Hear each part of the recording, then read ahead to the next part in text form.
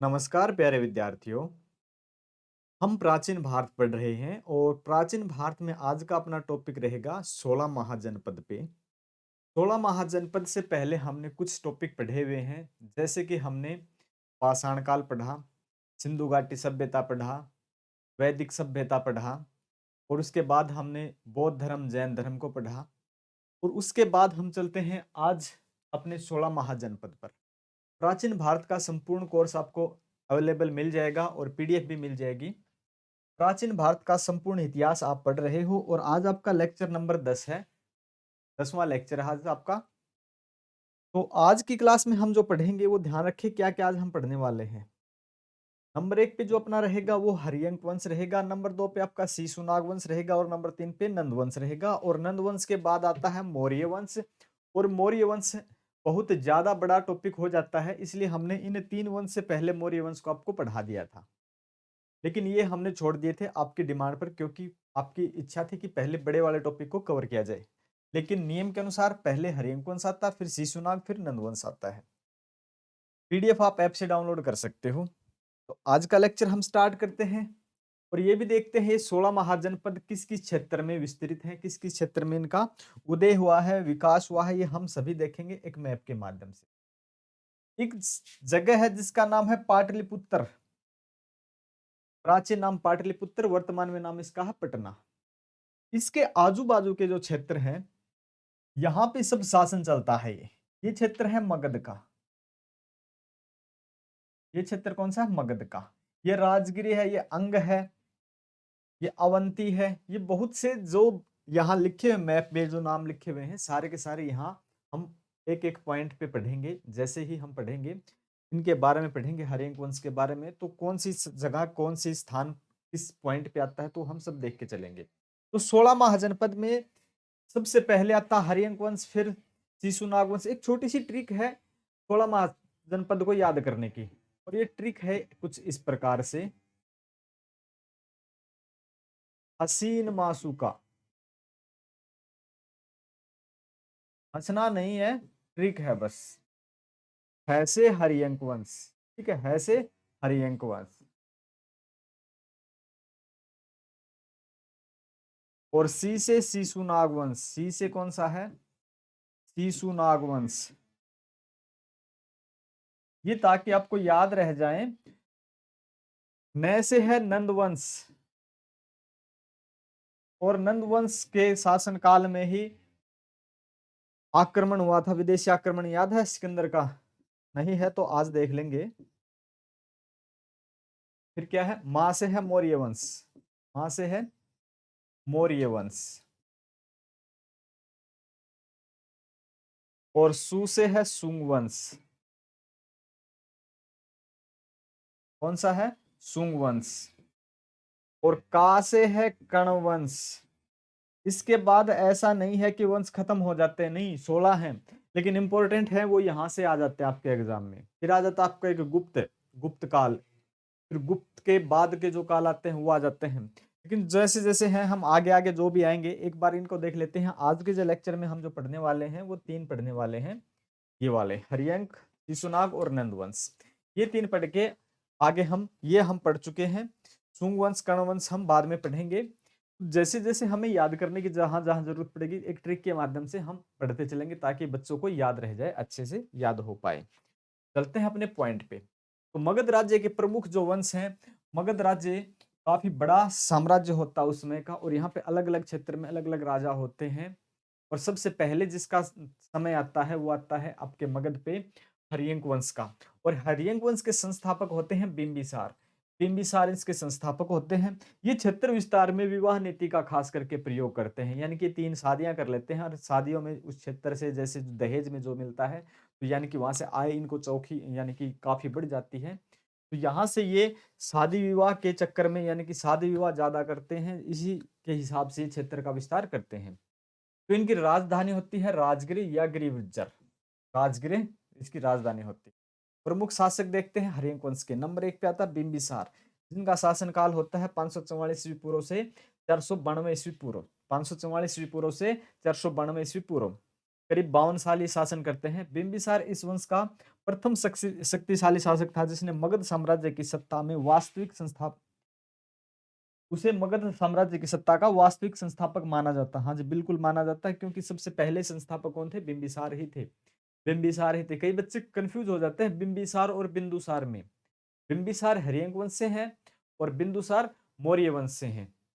कई बच्चे कंफ्यूज हो जाते हैं कई बार। 15 वर्ष की आयु में मगध साम्राज्य की बागडोर संभालने वाले बिंबिसार ने लगभग 52 वर्ष तक शासन किया है। लगभग 52 वर्ष तक इन्होंने शासन किया। इसका अन्य नाम था, बिंबिसार का अन्य नाम श्रेणिक भी था।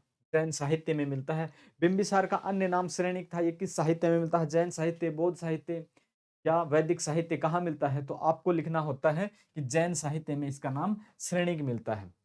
बिंबिसार ने अपने राज्य की नींव विभिन्न वैवाहिक संबंधों के फलस्वरूप रखी। यानी कि इन्होंने अलग अलग 3 जगह शादियां की हैं और शादियों से जो इनको दहेज में जो क्षेत्र मिले हैं, जहां से अच्छी इनकम हो जाती थी, आय हो जाती थी, ऐसे क्षेत्र इन्हें मिले हैं। इसी वजह से काफी बड़े क्षेत्र पर इन्होंने शासन किया है और वैवाहिक संबंधों के फलस्वरूप ही इनको विस्तार करने की अच्छी प्रेरणा मिली, अच्छा क्षेत्र मिल गया इनको। पहली शादी की इन्होंने, प्रथम पत्नी महाकोशला देवी थी। प्रथम पत्नी थी महाकोशला देवी, जो कौशल राज की पुत्री थी और प्रसेजनित की बहन थी। इनके साथ दहेज में इनको काशी क्षेत्र मिल जाता है। काशी क्षेत्र इनको मिल जाता है। काशी क्षेत्र कहाँ पे पड़ता है? काशी क्षेत्र। काशी क्षेत्र इनको मिल जाता है। ये रहा आपका काशी क्षेत्र। ये वाला क्षेत्र मिल जाता है। मगध में रहते हैं, ये काशी क्षेत्र इनको मिल जाता है। फिर चलते हैं दूसरी पत्नी वैशाली की लिच्छवी राजकुमारी, जिनका नाम चेलना या छलना था, जिससे अजातशत्रु का जन्म हुआ था और इसी के पुत्र का नाम था अजातशत्रु। वैशाली की जो राजकुमारी है लिच्छवी, वैशाली की लिच्छवी राजकुमारी चेलना से इनकी शादी हो जाती है और यहाँ से भी इनको कुछ क्षेत्र मिल जाता है। फिर तीसरी शादी करते हैं पंजाब से। तीसरी पत्नी क्षेमा, जो पंजाब के मद्र कुल की राजकुमारी थी। तो अब ये समझो आप मैप के माध्यम से, इनको यहाँ भी शादी हो गई है, यहाँ भी है, वैशाली भी हो गई है और फिर इनको यहाँ पे पंजाब के जो क्षेत्र है आपका, ये वाला क्षेत्र, यहाँ पर भी इनकी शादी हो जाती है। यानी कि ये पूरा का और भी बड़ा पंजाब, तो यहाँ से भी कुछ न कुछ मिलता है इनको, अच्छा शासन मिल जाता है। तो उस समय जो छोटे राज्य नहीं थे, बड़े बड़े शासन होते थे, काफी काफी बड़ी बड़ी जगह होती थी। आजकल तो छोटे छोटे, यानी कि जनसंख्या ज्यादा हो गई, उस वजह जनसंख्या कुछ कम ही हुआ करती थी।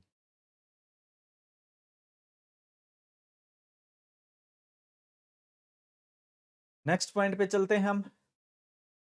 बिंबिसार को वैवाहिक संबंधों से बड़ी राजनीतिक प्रतिष्ठा मिली और मगध को पश्चिम एवं उत्तर की ओर विस्तारित करने का मार्ग प्रशस्त हो गया। यानी कि क्या है? बिंबिसार को वैवाहिक संबंधों से बड़ी राजनीतिक प्रतिष्ठा मिलती है। मगध को पश्चिम यानी कि पंजाब में शादी करने से उत्तर पश्चिम की तरफ भी इनको मजबूती मिलती है। वहां अगर ये दामाद बन के जाएंगे तो इज्जत तो होगी, कुछ जगह भी मिलेगी, स्थान भी मिलेगा। तो इसी प्रकार से इन्होंने काफी अच्छे साम्राज्य पे शासन किया। बिंबिसार ने अंग राज्य को जीतकर उसे मगध में मिला लिया तथा अपने पुत्र अजातशत्रु को वहां का शासक बना दिया। अंग राज्य को, अंग कहाँ है? अंग राज्य ये है, यहाँ जीत लिया, मगध में मिला लिया। मगध यहाँ है, अंग यहाँ, इसने अंग राज्य को जीत लिया और अंग राज्य को जीतकर वहां पर अपने पुत्र अजातशत्रु को नियुक्त कर दिया। अपने पुत्र अजातशत्रु को यहाँ पे इन्होंने नियुक्त कर दिया था। अजातशत्रु को वहां का शासक नियुक्त कर दिया। बिंबिसार ने अवंती के शासक चंडप्रद्योत से मित्रता कर ली तथा उससे अपने राज्य वैद्य जीवक को इसके इलाज के लिए भेज दिया। अवंती, अवंती के शासक चंडप्रद्योत से मित्रता कर लेते हैं और राज्य वैद्य जीवक को उनके लिए भेज देते हैं। बिंबिसार की हत्या उनके पुत्र द्वारा ही कर दी जाती है। चलो, अब अवंती कहाँ है? यहाँ के जो शासक हैं इनसे ये दोस्ती कर लेते हैं। यानी कि काफी अच्छे क्षेत्र विस्तारवादी नीति है इनकी। और फिर क्या होता है? इनका पुत्र है जो कि अजातशत्रु, वही अपने पिता की हत्या करके खुद शासक बन जाते हैं और अजातशत्रु को बोलते हैं पितृहंता, यानी कि पिता का हत्यारा। और इनके पुत्र होते हैं फिर उदयन। उदयन फिर अजातशत्रु की हत्या कर देते हैं, खुद शासक बन जाते हैं। तो ऐसे चल रहे हैं पिता पुत्र की हत्या करते हुए।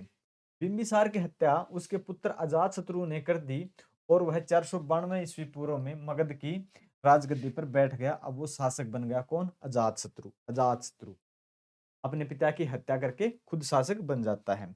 फिर नंबर 2 पे जो जिसका नाम आता है वो अजातशत्रु। बिंबिसार के बाद किसका नंबर आता है? अजातशत्रु। अजातशत्रु का समय जो है वो 492 ईस्वी पूर्व से 460 ईस्वी पूर्व का होता है। अजातशत्रु का कौशल नरेश प्रसेनजित से युद्ध हुआ। प्रसेनजित प्रसेनजित की पराजय हुई, परंतु क्या हुआ, बाद में दोनों ने समझौता कर लिया। अजातशत्रु का कौशल नरेश प्रसेनजित से युद्ध हो जाता, प्रसेनजित से युद्ध हो जाता है, जिसमें अजातशत्रु खुद विजयी हो जाते हैं। विजय होने के बाद ये क्या करते हैं, उनसे एक समझौता कर लेते हैं। और उससे आगे क्या है, प्रसेनजित ने अपनी पुत्री वाजीरा का विवाह अजातशत्रु से कर दिया था।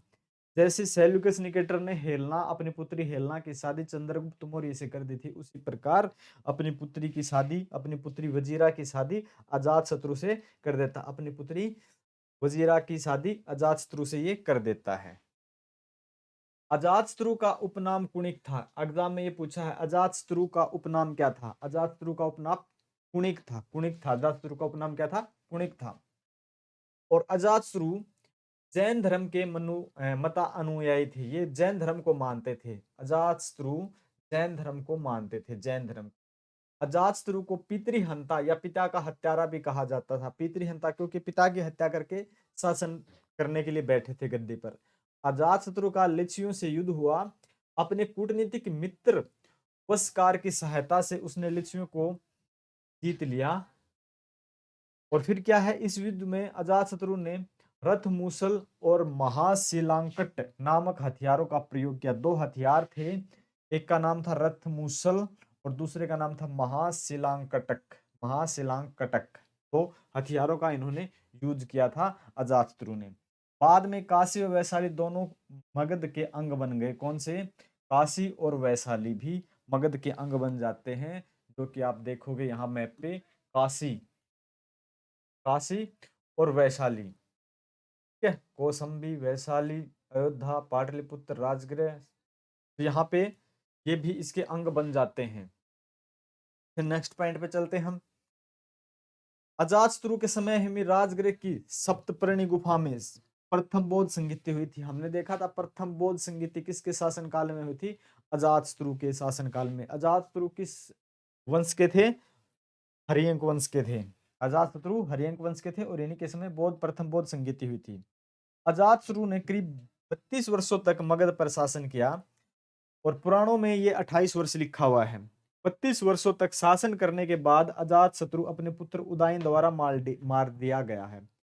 जब 32 साल के करीब हो जाते हैं तो उनका पुत्र उदयन है वो अजातशत्रु यानी अपने पिता को मार देता है और उनके पिता ने खुद उनके पिता को मारा था। ऐसे करते हुए ये एक दूसरे को मारकर शासक बनते चल रहे हैं। फिर समय आ जाता है उदयन का। उदयन का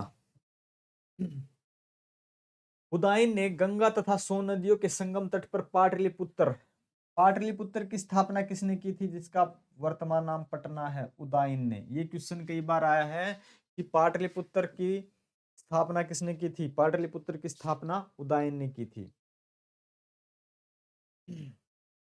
वह जैन मतानुयायी था, वो जैन धर्म को मानता था। हरियंक वंश का अंतिम शासक नागदशक था।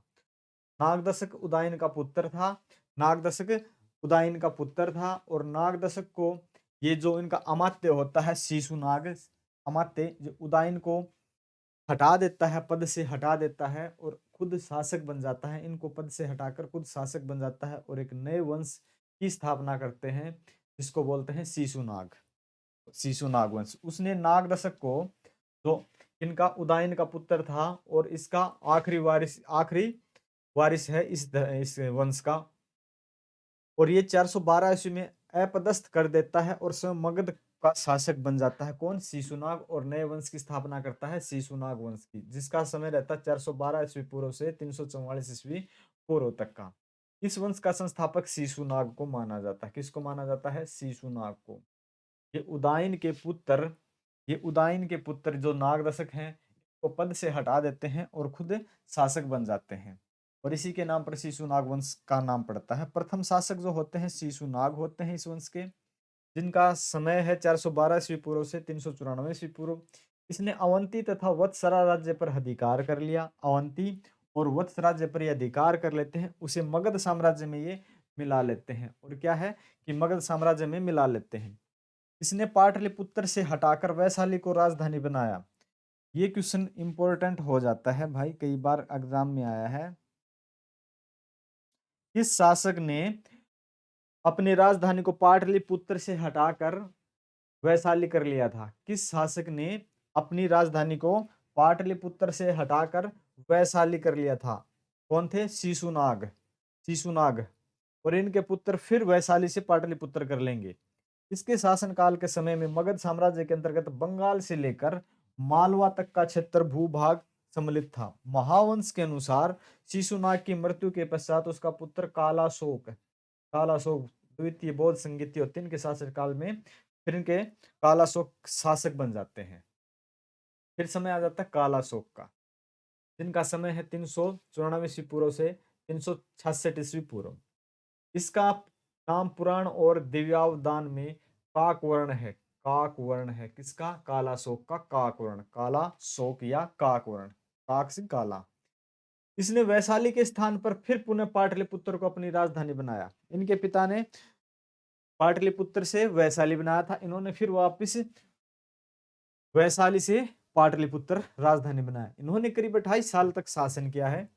इसी के समय द्वितीय बौद्ध संगीति हुई, जो एग्जाम में पूछी जाती है। ये भी द्वितीय बौद्ध संगीति किसके शासनकाल में हुई थी? द्वितीय बौद्ध संगीति हुई थी कालाशोक के शासनकाल में। और कालाशोक हरेंग वंश के शासक होते हैं, ना सॉरी शिशुनाग वंश के शासक होते हैं।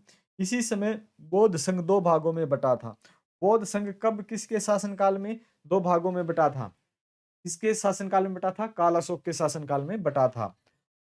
बाण भट्ट की जो रचना है हर्षचरित, जो राजा हर्षवर्धन के बारे में लिखा गया है, उनकी उपलब्धियों के बारे में लिखा गया है, के अनुसार काकवर्ण को राजधानी पाटलिपुत्र में घूमते हुए, यानी जब कालाशोक राजधानी पाटलिपुत्र में घूम रहे हैं, उस समय चाकू से कोई व्यक्ति जिसका नाम है महापदम नंद, वो उनकी हत्या कर देते हैं। महापदम नाम के एक व्यक्ति हैं। और कालाशोक जब पाटलिपुत्र के बाजार में घूम रहे हैं, शॉपिंग करने गए थे शॉपिंग मॉल में, तो वहां पे इनकी हत्या कर दी जाती है। जैसे ही शॉपिंग मॉल से निकलते हैं, कैमरा वगैरह सब ऑफ थे, ठीक है, ताकि पुलिस कार्रवाई न हो, तो इनकी हत्या कर देते हैं। फिर आ जाते हैं नंदवंश। नंदवंश, महापदम नंद ने हत्या कर दी थी किसकी? कालाशोक की, और नंदवंश की स्थापना कर दी थी। और नंदवंश का अंतिम संस्थापक था धनानंद।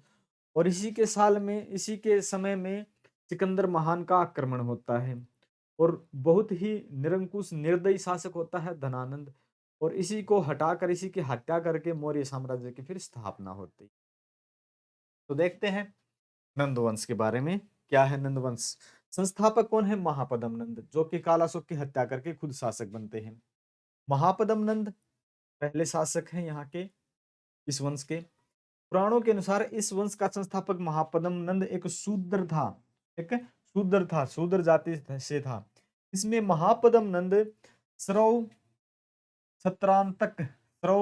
छत्रांतक यानी कि क्षत्रियों का नाश करने वाला, किस शासक को क्षत्रियों का नाश करने वाला बोला गया है? किस शासक को क्षत्रियों का नाश करने वाला बोला गया है? इतिहास में किस शासक को क्षत्रियों का नाश करने वाला बोला गया है? महापदम नंद को, महापदम नंद। इसने एक विशाल साम्राज्य की स्थापना की तथा एक एकराट और एक छत्र की उपाधि धारण की। महापदम नंद के अनुसार 8 पुत्र थे, और धनानंद भी इसी का पुत्र था। और यही धनानंद आखिरी वारिस था नंदवंश का। और इसी के समय आक्रमण होता है सिकंदर महान का, और यहीं से चाणक्य की इनसे अनबन हो जाती है, और यहीं से विवाद शुरू हो जाता है, और अगले वंश की फिर स्थापना होती है। अब समय आता है धनानंद का। धनानंद क्या करते हैं? सिकंदर इन्हीं का समकालीन था, राजा पोरस से लड़ाई हुई थी इन्हीं के समय पे। जब चाणक्य जी पहुंचते हैं पाटलिपुत्र में, कहते हैं राजा साहब हमारा पश्चिमोत्तर क्षेत्र काफी विवादों में है, यानी कि परिस्थितियां काफी खराब चल रही हैं, विदेशी आक्रमण कर रहे हैं, आप उठिए यहाँ से और वहां उनकी रक्षा कीजिए। राजा साहब अपने नशे पते में है पूरी तरह से, बोलते हैं भाई वो मेरा काम है, तुम्हारा काम नहीं है, तुम्हारा काम पंडित है, पंडिताई करो, तुम्हारा ऐसा कोई काम नहीं है, तुम जाओ यहाँ से। और कुछ अगैरा वगैरह जो भी बात कह के इनको वहां से लज्जित कर देते हैं और सभा से निकाल देते हैं।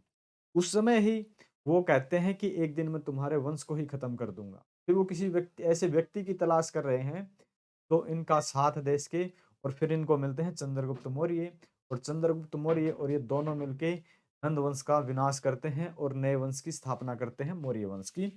धनानंद ने जनता पर बहुत कर आरोपित किए हुए थे जिससे जनता असंतुष्ट थी। धनानंद के दरबार में चाणक्य, जो कि तक्षशिला के आचार्य थे, आए। वह धनानंद के द्वारा अपमानित कर दिए गए। 322 ईस्वी पूर्व में चंद्रगुप्त मौर्य ने अपने गुरु चाणक्य की सहायता से धनानंद की हत्या कर दी और मौर्य वंश की स्थापना कर दी, और नए वंश यानी मौर्य वंश की स्थापना कर दी। और मौर्य वंश के बारे में हम पहले ही पढ़ चुके हैं। इनसे पहले मौर्य के शासन में मगध साम्राज्य सर्वोच्च यानी कि पीक पॉइंट पे पहुंच गया है, पीक पॉइंट पे पहुंच जाता है। एक संपूर्ण क्षेत्र पर ये शासन करते हैं। दक्षिण का कुछ क्षेत्र छोड़ के और पूर्वोत्तर का कुछ क्षेत्र छोड़ के मौर्य साम्राज्य में अशोक ने इतना क्षेत्र पे, सबसे बड़े क्षेत्र पे शासन किया है। जो हमने पढ़े हैं इस समय की शासन व्यवस्था कैसी थी, तीनों के शासन काल की शासन व्यवस्था कैसी थी, प्रशासनिक एवं आर्थिक व्यवस्था कैसी थी। पूर्व मौर्य यानी कि मौर्य काल से पहले रक्त संबंध से पृथक नौकरशाही स्थापित हुई थी। बाली साधक, ये जो नाम बाली साधक, सोलविक, रज्जुग्राहक, अक्सपटला, अधिकृत इस काल के प्रमुख अधिकारी थे। ये इस काल के प्रमुख अधिकारी थे। महाजनपदों के सैनिक दो धारी तलवार का इस्तेमाल करते थे। इसके साथ सरकंडे के बाणों के मुख पर लोहे की नोक लगाकर उपयोग करते थे। देखे होंगे ना वही बाण जो आपने रामायण में देखे थे। पहली बार इस काल में वास की भूमि और कृषि भूमि, जहां पे आप स्थान निवास स्थान है, वो भूमि और कृषि भूमि को अलग किया गया। भूमि माप की इकाई निवर्तन थी। भूमि माप की इकाई निवर्तन थी। भूमि माप की इकाई को क्या बोला जाता था? निवर्तन बोला जाता था। छठी शताब्दी ईस्वी पूर्व में व्यापारियों ने अपने अपने संगठन बना लिए थे। अलग अलग क्लब बनाए हुए थे व्यापार के लिए, जिनको श्रेणी बोला जाता था। क्या बोला जाता था? श्रेणी बोला जाता था। श्रेणी एक ही कार्य करने वाले लोगों का समूह था। जो एक ही तरह के कार्य करते हैं वो क्या था? श्रेणी था। जिसका प्रमुख श्रेष्ठिन या फिर सेठी होता था। जिनका प्रमुख श्रेष्ठिन या सेठी होता था। व्यापारियों की श्रेणी का प्रधान, व्यापार की श्रेणियों का प्रधान सार्थवाह होता था। सार्थवाह होता था। कौन होता था? सार्थवाह होता था। व्यापार की श्रेणियों का प्रधान कौन होता था? सार्थवाह होता था। विभिन्न श्रेणियों के बीच एकता स्थापित करने के लिए भंडारगृह नामक पदाधिकारी होते थे। भंडारगृह नामक पदाधिकारी होते थे, और उन्हीं की सहायता से श्रेणियों में एक सामंजस्य की स्थिति स्थापित की जाती थी। इसके आगे जो चलेगा वो आएगा मौर्य काल। इसके बाद किसका? मौर्य काल स्टार्ट हो जाता है, जो कि हम पढ़ चुके हैं इससे पहले। और मौर्य काल के बाद हम पढ़ेंगे शुंग वंश, और फिर पढ़ेंगे हम कण्व वंश, और जो और क्षेत्रीय वंश है छोटे छोटे वो पढ़ेंगे। और फिर पढ़ेंगे हमें गुप्त काल और गुप्तोत्तर काल, यानी गुप्त के काल के बाद के। फिर दक्षिण भारत के वंश पढ़ेंगे, और ऐसे ही करते करते हम आ जाएंगे मध्यकालीन भारत में। मिलते हैं हम नेक्स्ट लेक्चर में।